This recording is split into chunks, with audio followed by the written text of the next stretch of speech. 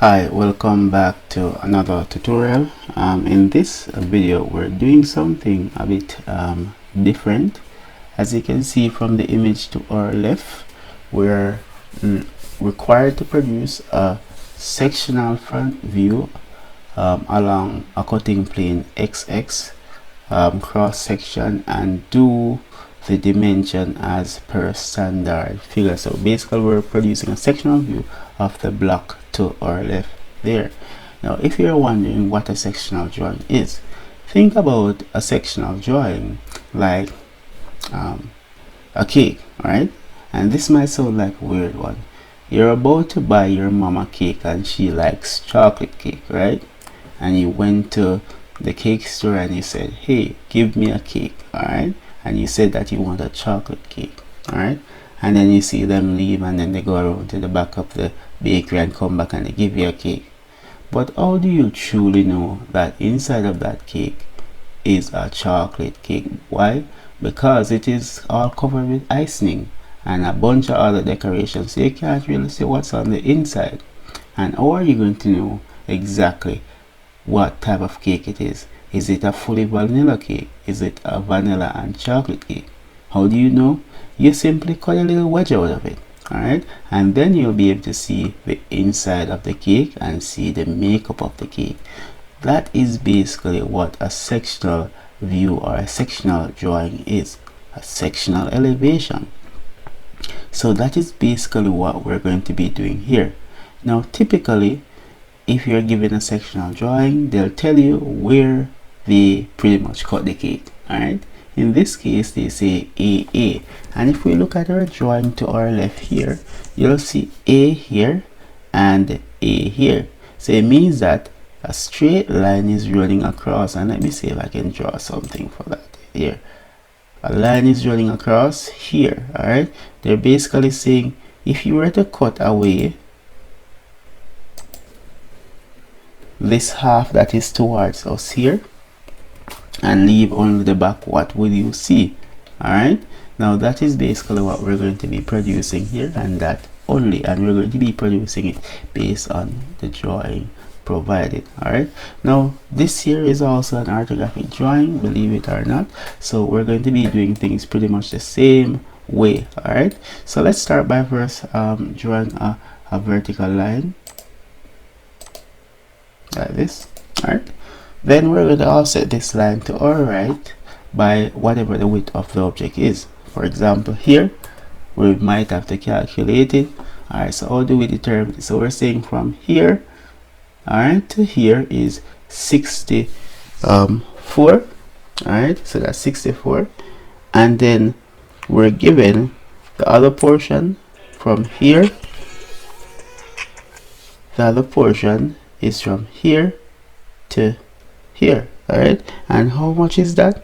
You can see the measurement over here, this on this side here.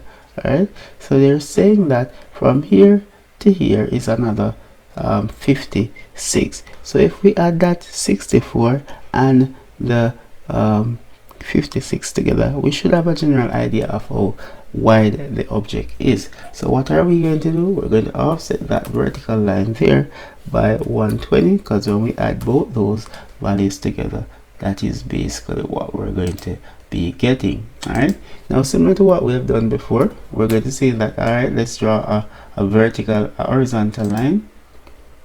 Alright, then we're going to offset down the height of the object. How do we know the height of the object? We simply examine our drawing. So for example, we're seeing that from the base here to up here, we're not seeing much measurement, but we do see these two measurements here, which is that 36 and another 36. So if we add those two 36 together, we should be getting 72. Alright, so I'm going to offset this horizontal line here down by 72. Alright, let's do that again. Oh, enter 72. Alright, wonderful. Alright, so that means alright, let me go ahead and jump onto my object here.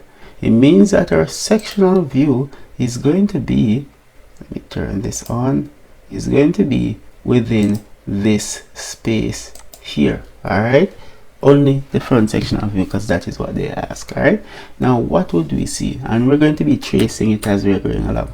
All right, so the first thing that we'll see this edge here, because we're cutting it along here. All right, so this little wedge portion here that sticks out, we're going to see that. So what are we going to do? We're going to offset here to get this portion here. Now how wide is it? We can see it here. It says that, I think it says that it is actually 13. All right, between here and here, 13. All right, so that's what we're going to be working with. So let's start by offsetting from our right to our left. Let's also explode that, and now we're going to offset 13. So 13.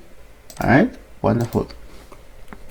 The next thing that we're going to do is that we're going to move over a bit more. So the next portion is from that portion that we just offset it to over here, which is 38. So we're going to go with 38 now. So we're going to offset 38, and this is unique to this specific drawing.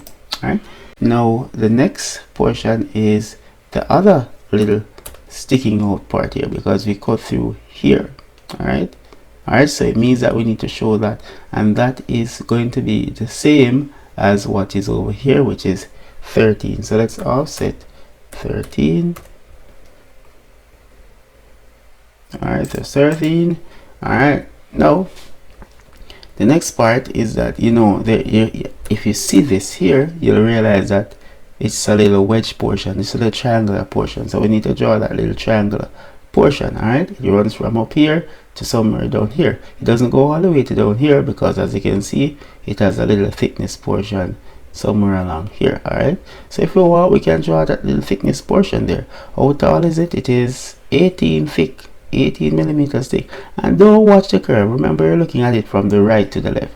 And remember what I said about whenever you look at your drawing or producing a drawing for any circular object, once you're not looking at the end view, then it's going to look like a simple rectangle. All right, so let's do that 18 portion. So for that, I'm just going to offset this line here up by 18 millimeters. O, enter, and then 18. So once I offset that 18 up, all right, I can now start the cleaning up process by simply trimming away the excess on this side here before we continue.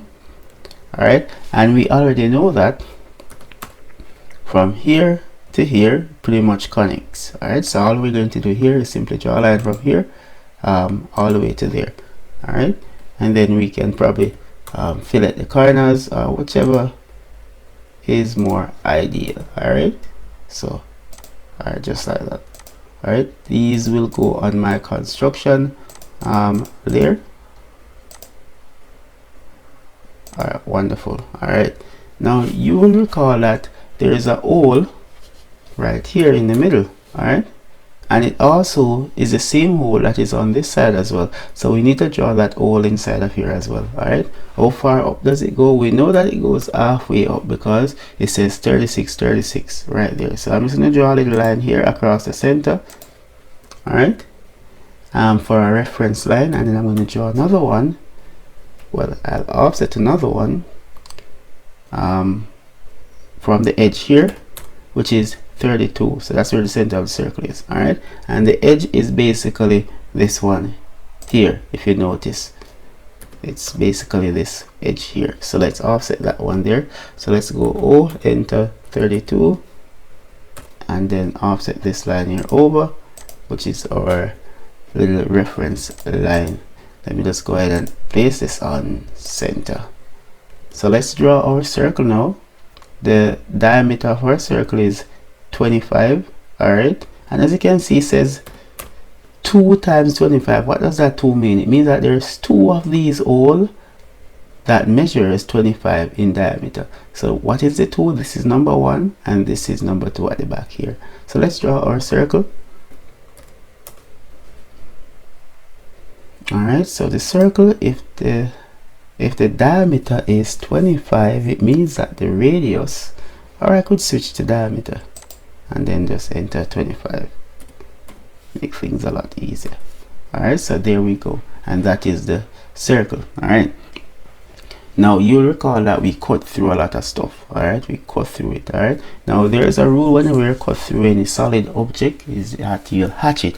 What do we mean by hatching? It's basically you filling in the gaps in our drawing. So it's basically like you shading or coloring it. Alright, now once it's a solid object, you should hatch it. Now depending on the type of material that you cut through, then you'll hatch it accordingly.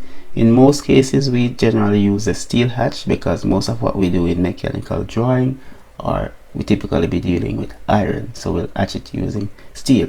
Alright, something to also note, because you'll realize that this drawing here, all of this here is just one solid thing going across. So basically when we cut through all of this, we'll see all of that solid thing coming down across here. Alright, if that makes sense to you. What do I mean? It means that this here is one solid continuous thing. Alright, there is no line separating here. Alright, so what do? We're going to remove that bottom line there.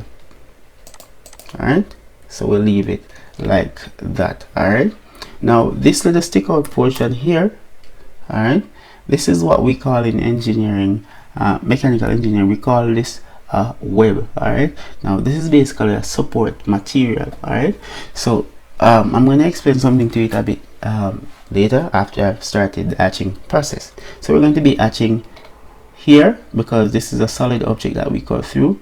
We're not going to be hatching in the middle portion here. Why? Because it's just an open void.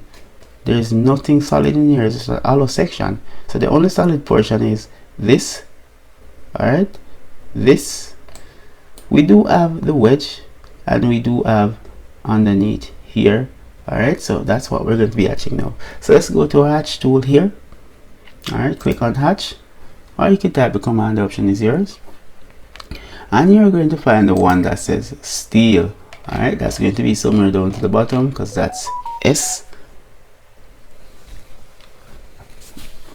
Here it is, and then you simply click inside. Alright, just like that. I'm going to click over here as well. Alright, now you might be realizing that I didn't hatch this portion here.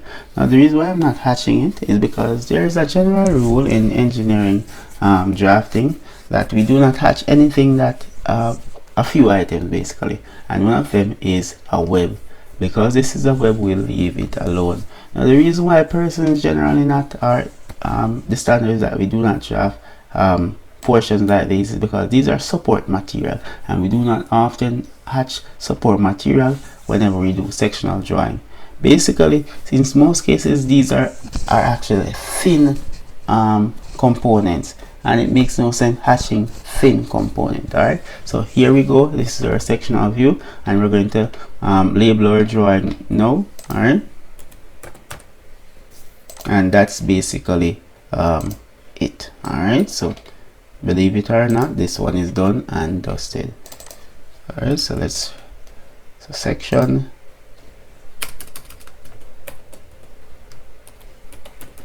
section view, and the cutting plane is A. Alright, A. Alright, now this video was helpful. If you found this helpful, don't forget to leave a like, share, and subscribe. If I left out anything, or if I overlooked anything, or if I made a mistake in my explanation, please do leave a comment down below to let me know what happened. Alright, see you in the next one.